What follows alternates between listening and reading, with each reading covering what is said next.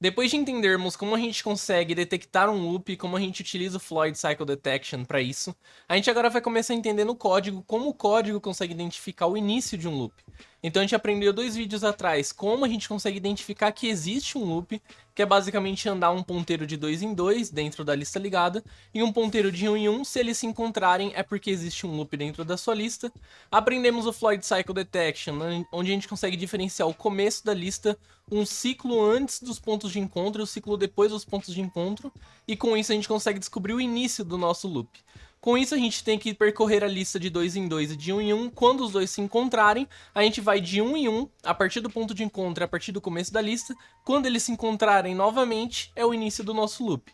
Então como a gente consegue saber o início do loop numa lista ligada aqui em Go?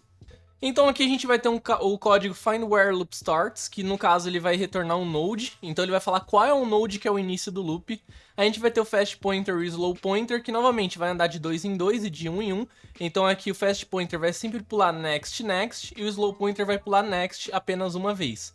Certo? Quando a gente encontrar o loop, assim como o código a gente viu 2 vídeos atrás sobre como detectar um loop, ele vai identificar o loop. Quando ele identificar, a gente vai inicializar um outro for aqui dentro, e esse for vai basicamente rodar a lista toda de novo para poder encontrar o começo dele. Então basicamente ele vai colocar uma variável temporária como head, então ele vai ir lá do começo da nossa lista e ele vai bater de encontro com o slow pointer que está no ponto de encontro. Então assim a gente vai descobrir, quando eles se encontrarem, em que momento o loop começa.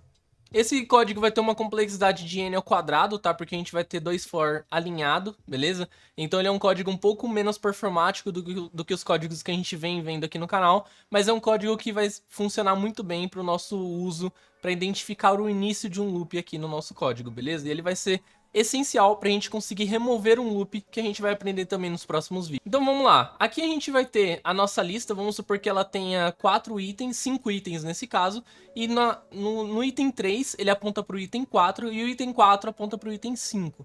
Só que ao invés do item 5 apontar para nulo, ele aponta para o item 3 novamente. Como a gente vai saber que o item 3 é o início do nosso loop? Então a gente define uma variável chamada fastPointer para ela começar no começo, e o slow pointer para ele começar no começo também no head da nossa lista, beleza? Então eles vão começar sempre no início dela. A gente vai perguntar se fast pointer é diferente de nulo e fast pointer.next também é diferente de nulo. Eles são, né? Fast pointer não é nulo e o próximo depois de fast pointer também não é nulo, então a gente vai para dentro do for, que ele vai colocar o fast pointer next next, ele vai passar 2 vezes para frente. Então ele vai dar 2 pulos, assim dizendo. Assim como a gente viu no exemplo anterior de Floyd Cycle Detection, onde a lebre dá 2 pulos e a tartaruga dá 1 pulo nesse caso. Então quando o fast pointer andar 2 unidades, o slow pointer vai andar uma. Então ele vai passar uma para frente e vai ficar sempre uma vez atrás do fast pointer, beleza? E ele vai ficar nesse loop até que o slow pointer seja igual ao fast pointer. Então ele vai andar novamente, ele vai ver que é diferente e vai rodar lá no for novamente. Vai andar o fast pointer mais 2, ele estava aqui, 1, 2, parou nesse loop, certo? O slow pointer vai andar 1 e vai começar aqui nesse terceiro item. Novamente ele vai perguntar se é igual, vai perceber que não é. Ele vai novamente andar mais 2 vezes, né? Então ele vai andar fast pointer de novo. Ele estava aqui, andou 1, 2, porque ele está no loop. E agora o slow pointer vai andar mais 1. Então você vê que eles se encontraram aqui nessa parte do nosso loop, certo? Então ele vai perguntar, o slow pointer é igual ao fast pointer? E sim, eles são o mesmo node agora, né? Eles são iguais. Então ele vai inicializar uma variável temporária, que vai começar no começo da nossa lista, lá no head dela.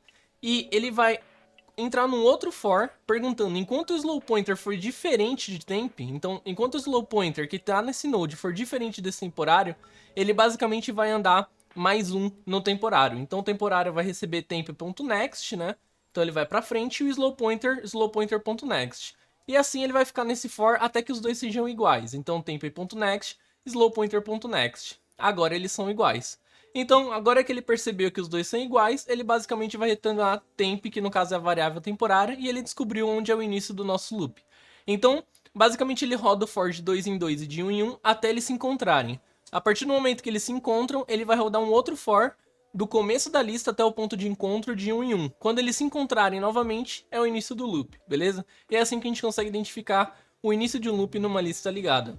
Nos próximos vídeos a gente vai aprender também como remover esse loop, já que a gente já aprendeu a identificar o loop e aprendeu a identificar o início dele. Agora, basicamente, a gente tem que cortar essa perninha aqui para poder remover esse loop e ter uma lista ligada normalmente, né? Onde o último item aponta para nulo e não tem nenhum loop dentro dela. Beleza? Então vejo vocês lá.